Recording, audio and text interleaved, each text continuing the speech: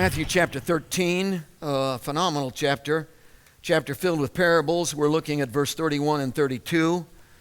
The context, of course, is chapter 12, where he has spent a whole day in absolute conflict with the Pharisees, the leadership of Israel, and is experiencing that they are not on the same page that he's on. Out of that whole day of controversy, even to the point that they have looked at him and said he is full of the devil and ministering out of the devil. He's in league with Beelzebub, the ruler of the demons. Even after that accusation, he still, in overwhelming compassion, wants to get through to them. So he moves into a whole new style of preaching and is beginning to speak to them in terms of parables. And the purpose of the parable, according to his own words, is that he would reveal to them that which they really need to know. In other words, he's not trying to conceal, he's not trying to hide, he's not camouflaging, he's trying to simplify and implant within them the dynamic of truth in a story form that it might reside in them, and at the proper moment the Spirit of God could bring that whole story back to them and they would see.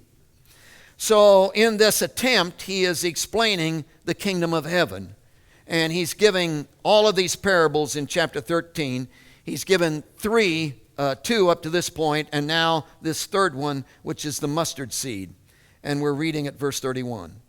Another parable he put forth to them, saying, the kingdom of heaven is like a mustard seed, which a man took and sowed in his field, which indeed is the least of all the seeds.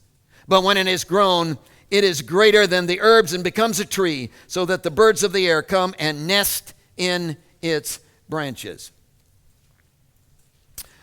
One of the amazing things about the Scriptures, there's no way out of it. It's just constant everywhere you go. And we've highlighted this before, and we just constantly stand in awe of this great fact. And that is that everywhere you go in the Scriptures, you come back to the same basic concept. So what is the concept of the parable? Well, it's the same concept we've been dealing with in all the other areas, all the other scriptures that we've been saturating in. So wherever you go, whether you go to the Apostle Paul or whether you go to the Gospels or whichever gospel you go to, you're going to come back to this same basic concept. He started out with this concept, for instance, in the incarnation. The fact that a second member of the Trinity called God would literally leap off of his throne and empty himself of everything that he had as God, everything that gave him an advantage over you, literally set it all aside. And in emptying himself of all the advantage he had over you, he would become a helpless babe in a woman's womb. And in that helplessness would come to the point where he was filled with the Spirit of God, and that Spirit of God would literally begin to link and merge with his helplessness and would source the man called Jesus, would bring about a world redemption. That's the concept. Everywhere you go in the Scriptures, you come back to that. We hit it headlong in the Sermon on the Mount. How is your righteousness going to exceed the righteousness of the scribe and the Pharisee? That's impossible. They're the most righteous of the hour. And yet he acts as if your righteousness is going to go so far beyond that they will stand in awe of your righteousness. How could that possibly be? Obviously, he says, it's because, Beatitudes, you are poor in spirit, you are helpless, and the overwhelming resource of his presence and his person is going to merge with you. And in that merger, a new creature is going to be created, which is going to be called the kingdom of God. And that kingdom of God person, sourced by the very reality of God himself, would literally have a righteousness that would just exceed, would just burst its way through into a whole new realm of living that is uncomprehendable by the man who lives on his own. Basic concept. Everywhere you go, you see it. John the Baptist, we saw it. Jesus came along and said, John the Baptist is the greatest man who's ever been born of woman. Wow, what a statement. Here's a man who's crawled to the top. Here's the whole Old Testament and all of mankind in the Old Testament hour, the Old Covenant hour. And here's the man that crawled clear to the top. Here's the man that stands on the shoulders of everybody else in the Old Testament. Wow, go John, go. But do you understand that John the Baptist, in all of his greatness, he who is least in the kingdom is greater than he. He who is least. Well, who is it that is least in the kingdom? Well, it's he is his name. Well, that's generic, I know, because everybody in the kingdom is least. Because there aren't any categories of great and least. It's just least, because you can't get in the kingdom without being least. And when you're in the kingdom in your leastness, whoa, he comes in his resource and the merger takes place, and literally you become the kingdom of God in your leastness. And the greatest of all that is done out of oneself in law-keeping and doing and activity doesn't match a man sourced by the Spirit of God. What a concept. What a concept. Everywhere you go in the Scriptures, you come back to it. In fact, it'll be in chapter 16 that he'll begin to talk to them about the cross, his own leastness, how he's literally going to be a bleeding, suffering, dying Messiah. And they exploded in his face saying, no, we don't want that. We want a Messiah of miracles. We want a Messiah who'll give us free food. We want a Messiah who'll heal our ingrown toenails. Come on, we want a Messiah who'll, we can eat chocolate, not get fat. That's what we want. And he said, I'm a bleeding, suffering, dying Messiah. What does that mean? He says, I'll tell you what it means. If you seek to save your life, you'll lose it. If you lose your life, embrace your leastness. Come through in the, hey, I can't handle this. And allow him. You will find it. Concept, basic principle, everywhere in the Scripture. Our parable here is no different. Same concept. He said, the kingdom of heaven is like a mustard seed, which a man took and sowed in his field. Now, the man is the subject of the clause. So, we're talking about a man. And this man sowed. Sowed is the verb. By the way, it's in the active voice, meaning the man is responsible for the sowing. So here's a man who has a plan. Here's a man who has an idea. Here's a man who wants to get something done. Here's an individual, a mind, a planner, one who has a destiny, one who wants to accomplish. Here's a man who takes this seed, and his sole purpose is to sow in his field. A man sowed. Subject, verb.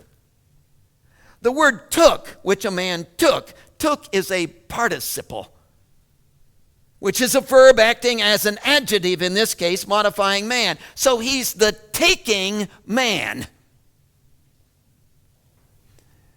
And the seed is in the dative, which is kind of like a direct object kind of thing, receiving something of the action. So here's a man who's taking a seed. So he's the taking the seed man who sowed. So the whole emphasis is on what? The man who's sowing.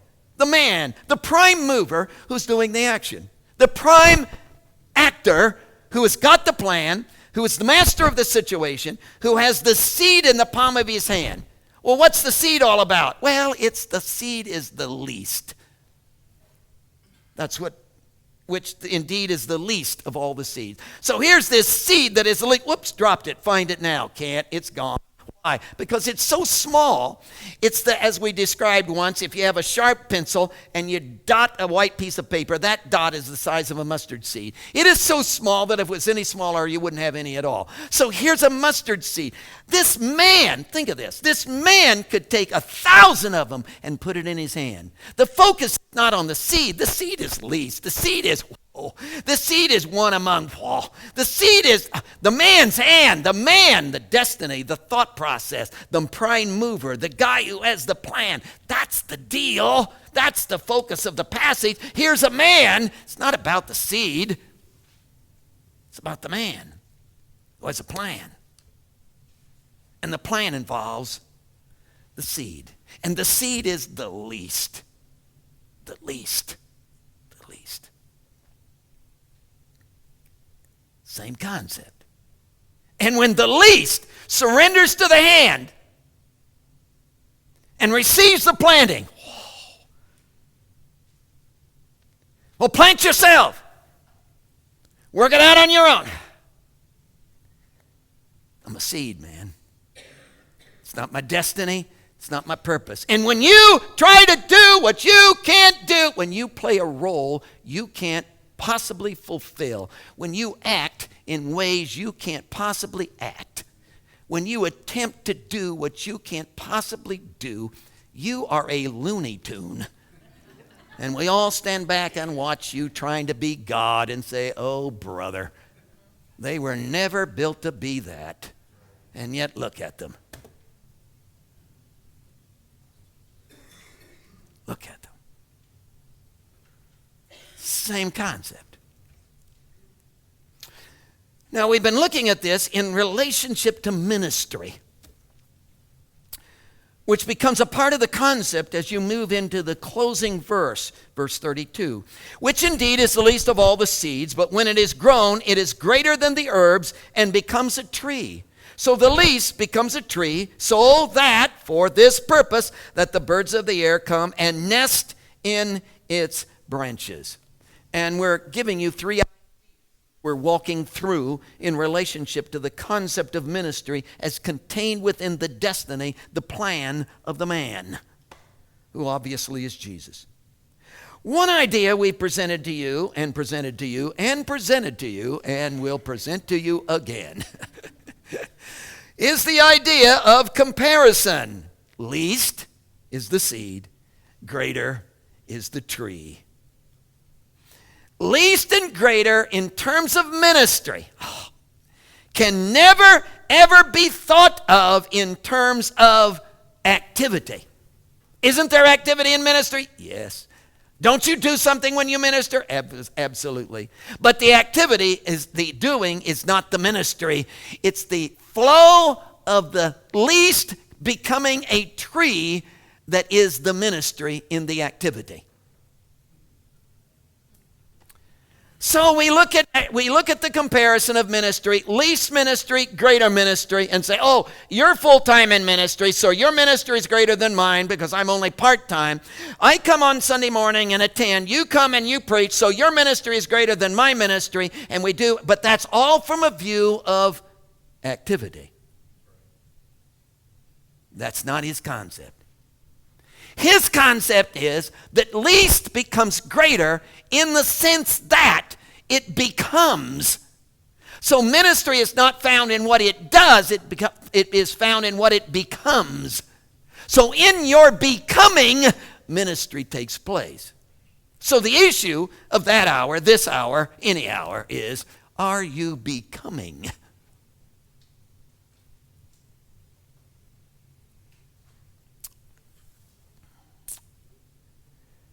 If I stack you up against the wall and draw a line across the top of your head and bring you back next year and stack you up against the wall and mark off the top of your head, are you becoming?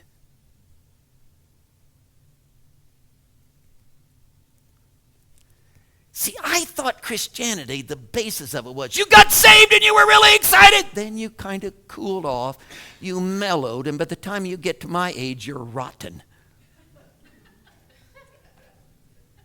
And you sit and criticize. Music's too loud.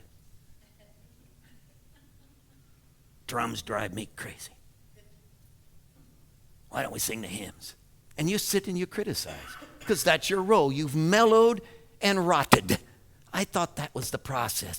He says the process is, you get saved. Why? He plants you, and then you begin to become. And when do you quit becoming? And in the becoming, ministry takes place. Do you realize when you sit and criticize, there is no ministry happening? Ministry is found in your becoming. And in the thrill of your life being captivated by him, whoa, somehow you affect everyone around you that pulls them, changes them, pressures them. So ministry is not found in activity, although there's always activity because we're always doing something. But ministry is found in the becoming. In the becoming. A second part of the concept, not only comparison, but connection. There is a connection between the least and the greater. See, the least is not over here and the greater is over here, as if you're talking about apples and oranges. We're talking about the same. See, it's the least that becomes the greater, because you cannot become greater unless you are least. And if you find any greatness any place, at the heart of it will be leastness, because it's in least that becomes greater. And the minute I step out of my leastness, any greatness disappears. So how could you ever take pride in any of your own greatness when it's your leastness that allowed the greatness to take place in the merger? So they are connected. In biblical terms, it's called crucifixion, which is strong, isn't it? Can you imagine a guy getting up before a congregation and saying, I want you to die tonight? That's so permanent. I know. That's so life-changing. You're right. That's so giving up everything. I know.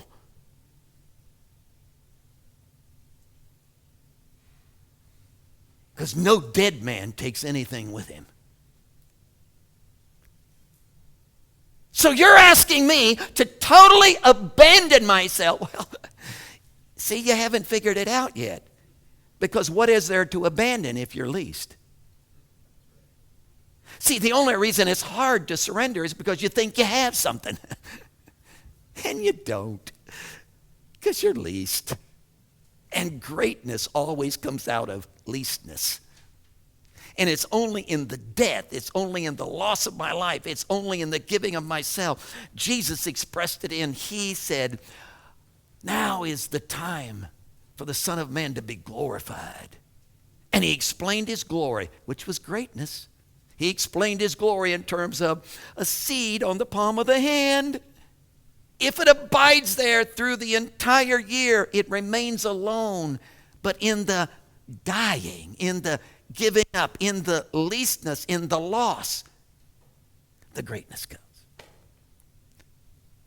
I want to minister. Great. Lose your life. Wouldn't it be something to have a school of practical ministry where we did nothing but died? That it wasn't about skills and it wasn't about talent. It wasn't about, whoa, he'll do good. He's type A. That it wasn't about personality types. It wasn't about talent. It wasn't about ability. It wasn't about IQ. It was all about dying. It was all about lose your life. It was all about who will embrace their leastness that greatness might come. Ministry. Tonight, I want to talk to you about content. So you got this comparison idea, you got this connection idea, and you got this content idea. This is so interesting.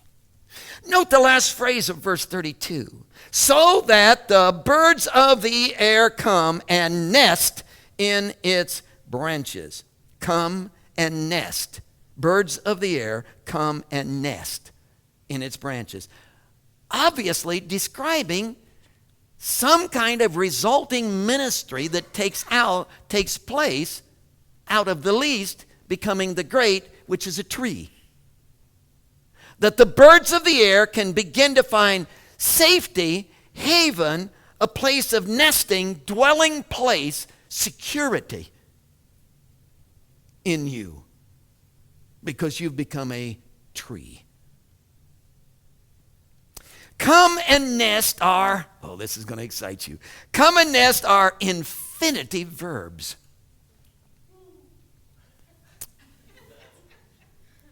It was worth 2 woos.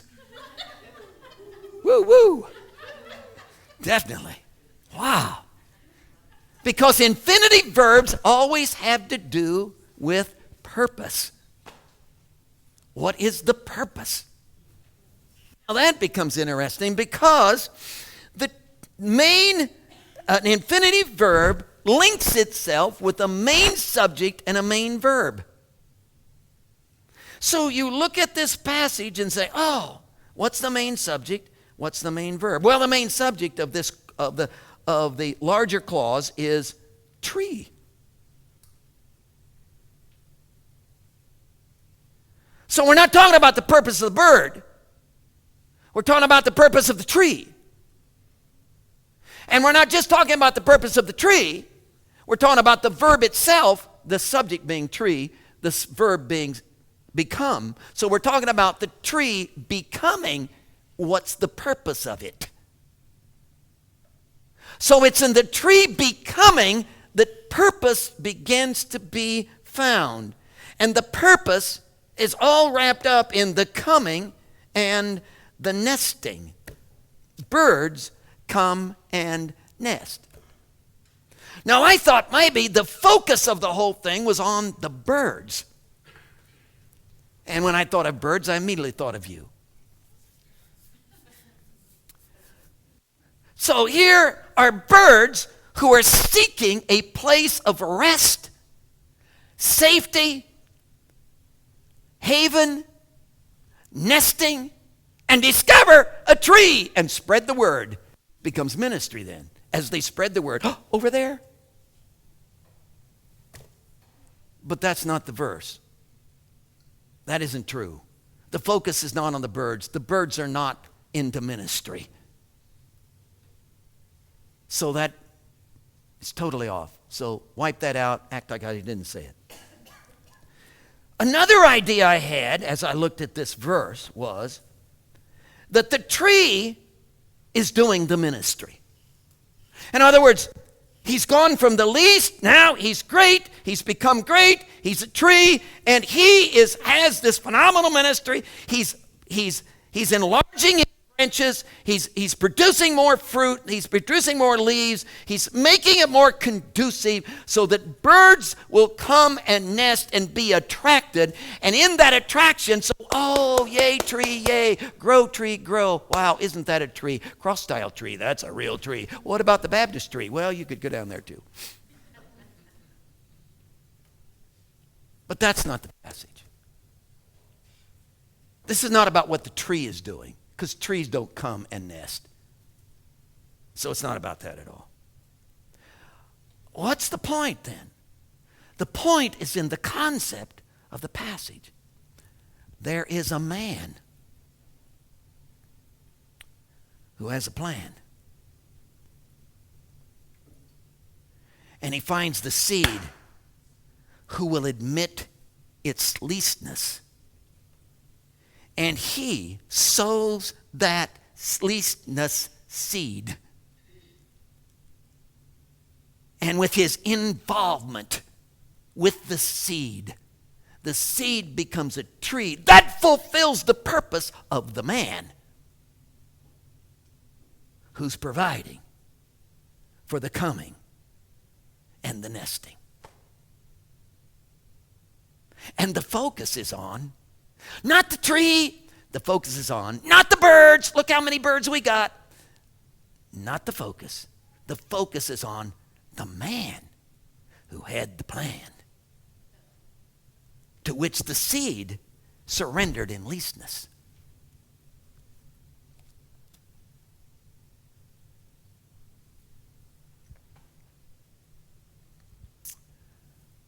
Acts chapter 2, don't turn there. I want to walk you through it. Pentecost has happened. It's phenomenal. Outpouring of the Spirit of God. Oh, I'm talking, wow. 120 have just been filled with the Spirit. And they are so, well, people think they're drunk.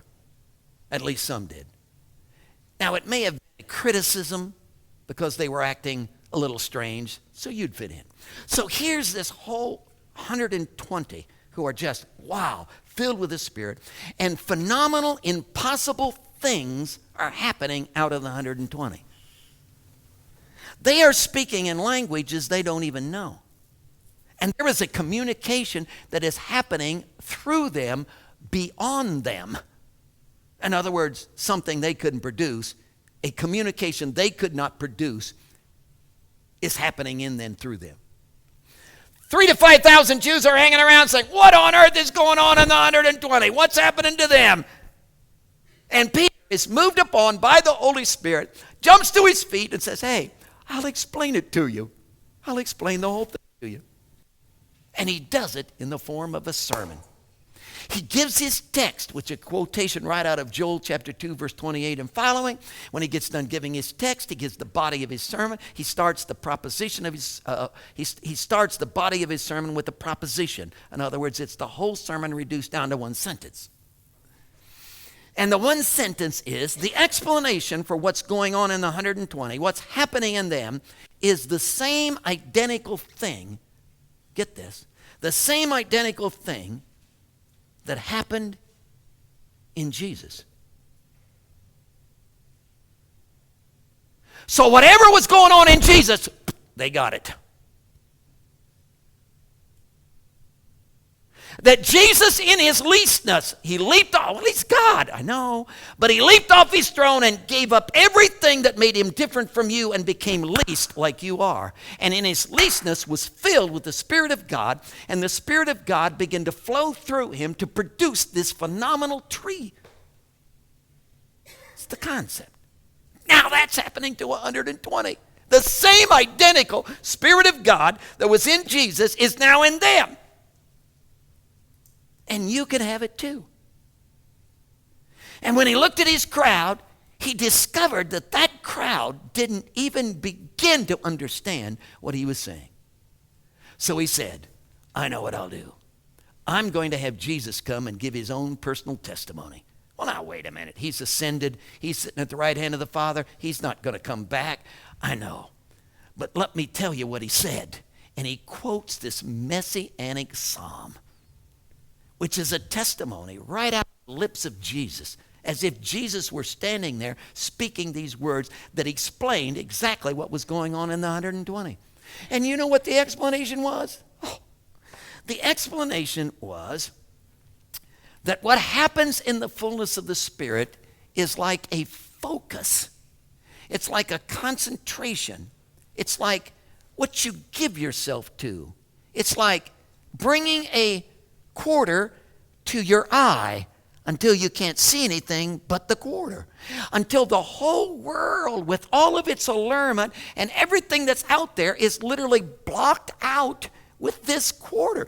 It's like God in his hugeness coming and literally consuming you until you are so focused on him that there isn't anything else going on in your life. That Christianity, Jesus doesn't become one factor, one isolated item, doesn't become one section of, doesn't want he meets some of the needs of my life. It isn't that Jesus is like one kind of pie that you eat. It's like Jesus is the whole diet. It's like Jesus is, there isn't anything going on but Jesus. It's like it isn't about money. It isn't about job. It isn't about happiness. It isn't about health. It's only about Jesus. That your whole life is so consumed with Jesus that you don't see anything else. That's what's happening to the 120. You say, what does that have to do with our passage? Oh, this man, this seed, the hand could handle 1,000 of them. The seed is consumed by the hand and the plan of the man with the hand. There isn't anything else going on in the seed's life.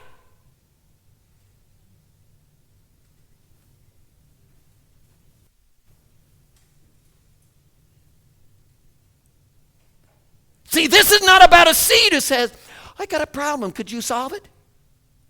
This is not about a seed saying, well, listen, I need, my finances are not, could you, how about through the mail would be good.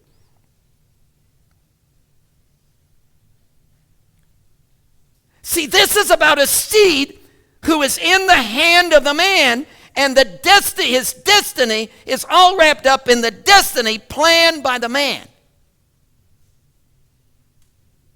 I guarantee you there will never be spiritual victory in your life Am I yelling? Probably. Never be spiritual victory in your life until that takes place. That what we're calling you to is not, well, yeah, I went to the altar. What we're calling you to, well, yeah, I tried that baptism thing. What we're calling you to is a consuming, it's an overwhelming, it's an abandonment, it's a giving of yourself until you only have one thing going on in your life. And it's Him. The man with the hand. And Jesus says, I'll tell you what's going on in the 120. The same thing that was going on in me and what was going on in me. I was consumed with the Father. He got so big in my life, I couldn't see anything else. I literally, my whole life was just all enveloped in Him and His plan and who He is and what He wants to do. And in my leastness, filled with His resource until the merger took place. And He became my life. Well, was that all there was to it? Jesus said, no, let me give you another idea. In that consuming, in that oneness, in that merger, in that I can't see anything else, in that whoa, He got in my eye thing, in that total absolute focus, in the, I'm in the middle of the palm and there isn't anything else going on except the hand of the man. In the middle of that, there came down deep inside of me, Jesus said, this security, this everything's okay. This, you can't put ripples on my pond. This, wow. And in the chaos of living when we should be upset, blowing our stack, losing our temper, there's this.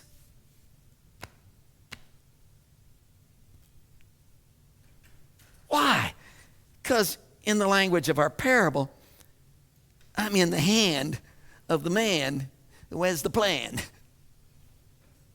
And I'm consumed by the hand because I'm just a seed, and the hand is so big, and thousands of us can get in the hand. And so I'm right there, and it's all okay. Now try to explain to me how you get stress out of that.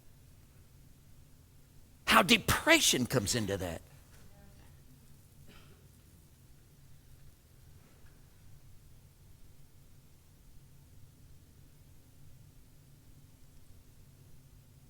A total abandonment to Him until I'm consumed and captured, and I'm the seed in the palm of His hand, the hand of the man who has the plan. And what's His plan? I don't know.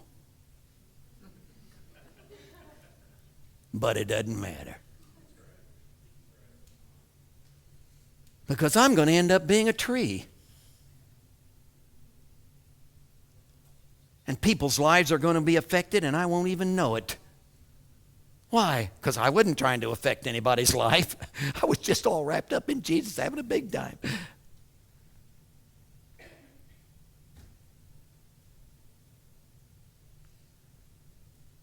And people find security in that. And it's called ministry.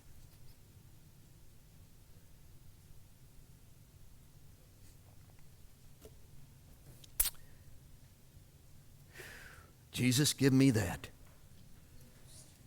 Give me that, give me that.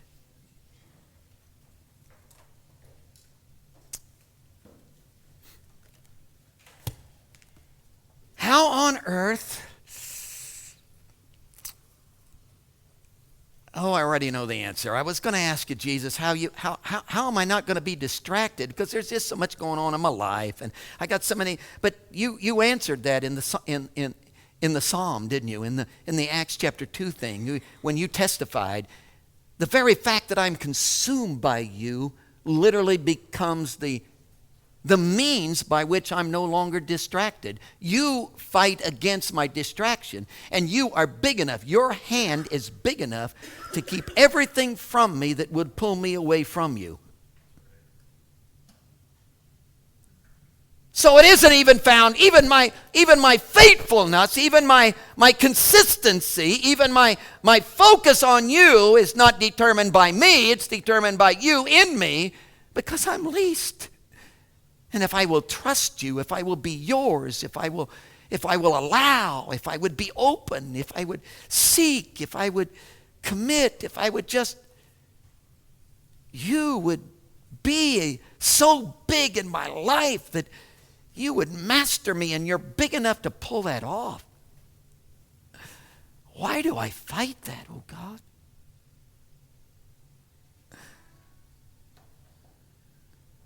Why would I, in my stupidity, decide to talk you into anything? Why would my prayer life be telling you what to do? Instead of falling at your feet,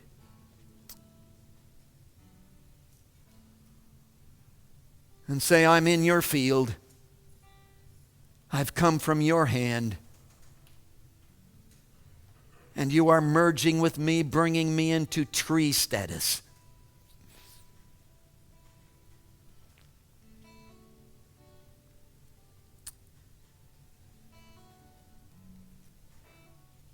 Heads are bowed, folks. This is for you. This is where life is found. This is where your needs are met. This is where happiness is secured. This is where peace and joy and security flow. This is where identity, your identity, who you are, self-worth, whatever you want to name, it's all found here when you, in your leastness, are found in the palm of his hand, and his destiny of planting you and merging with you to bring you into tree status.